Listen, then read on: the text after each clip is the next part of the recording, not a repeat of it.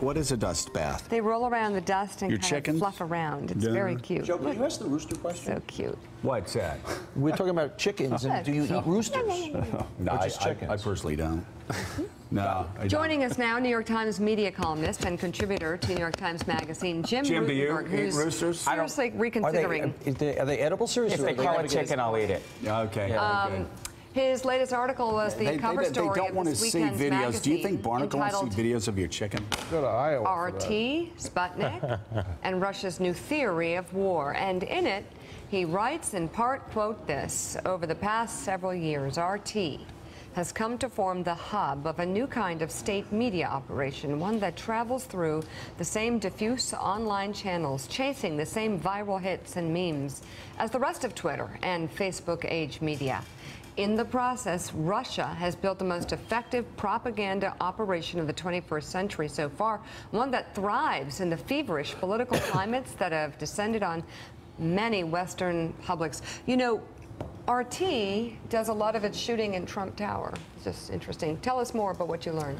You know, to me, this was an interesting story because we're talking about the subterranean part of this Russian network. It's what the intelligence community has told us about. And here is RT and Sputnik, mostly RT is what I focused on, that they're right out in the open as part of what, you know, what, again, intelligence community says, but it sure does seem to fit together with a vast network that we're talking about now on Facebook, on Twitter.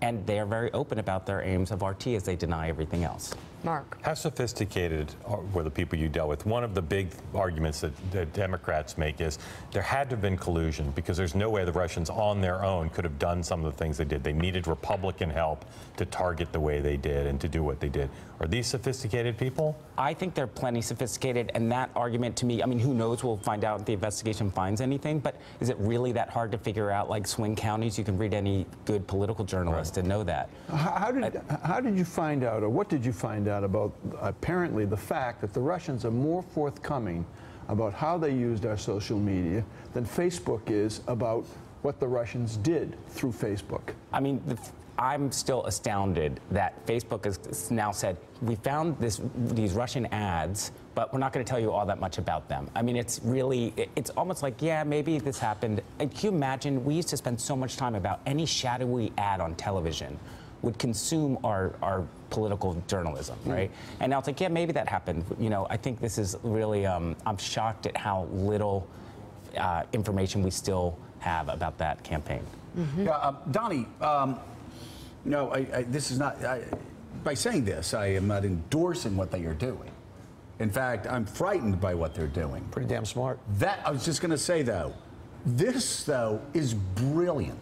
You're a state that is trying to project power. You have limited economic power. I mean, compared to the United States and, you know, 1/8 of the economy of the United States, 1/8 of the economy of China. You're almost boxed into a corner by NATO growing. This, talk about getting the biggest bang for your buck, it seems fairly brilliant to me in terms of an operation. What Putin understands is that Russia is a brand. And countries are corporations.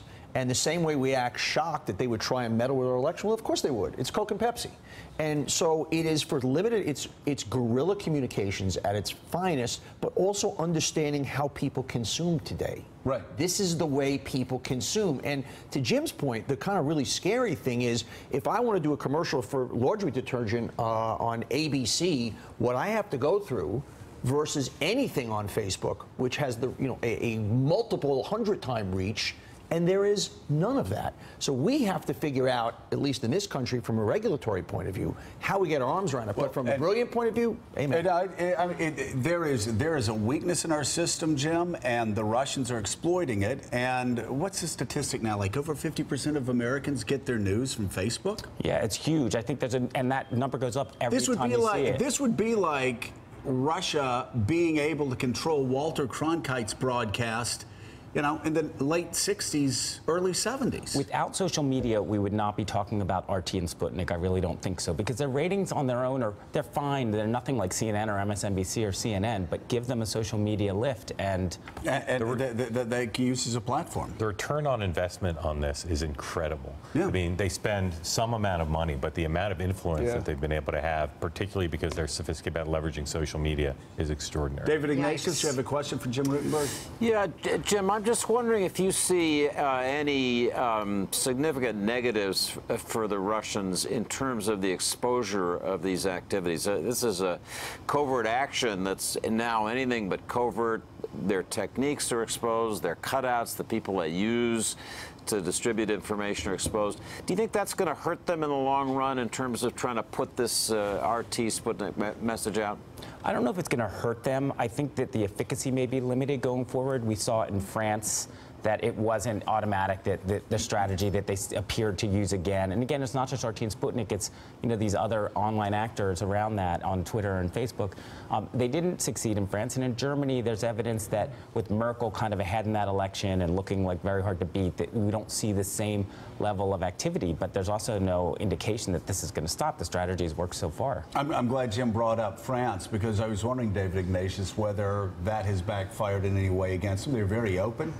Putin made an enemy of Macron the final week of that campaign, and it seems like, if you shoot at the king, you better kill him, and if you don't, you've made an enemy for life. I disagree slightly with Jim. I think there has been some blowback, as they say in the intelligence world, from the exposure of these things, and the antibodies in the system are now much more vigorous to see and fend off Russian influence. Jim, so you finally got this piece behind you. What do you want to work on next? Well, I'm very interested still in Facebook, and it's this continuing story. I think it's just huge. It's our democracy, and there's so much we don't know that we still need to. And let me just ask the table. I mean, I think we're the only three that are old enough to answer this question. But if the Russians had figured out a way to influence the CBS News with Walter Cronkite, Facebook actually has a greater reach than Cronkite had. As far as news sources. I'm saying over 50% of Americans get their news from Facebook.